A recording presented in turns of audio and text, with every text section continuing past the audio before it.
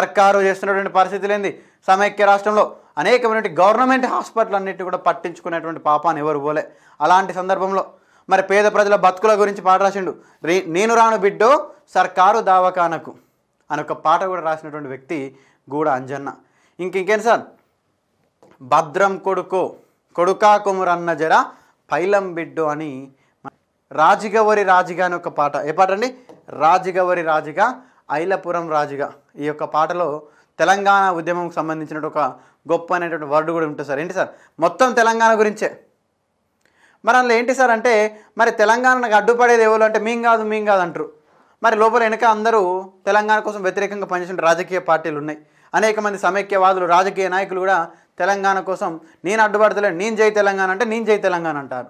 మరి అలాంటప్పుడు గూడ అంజన్న తన రచన కూడా రాసిండు. అందరూ శాకాహారులే రాజుగవరి రాజుగా మరి రొయ్యల మూట ఏడవాయ అన్నాడు. అంటే మరి అందరు మరి నేను వెజిటేరియన్ అంటున్నారు, కానీ మరి రొయ్యల మూట ఏడ కనిపించలేదు. మరి అందరూ కూడా నేను తెలంగాణకు సపోర్ట్ అంటారు.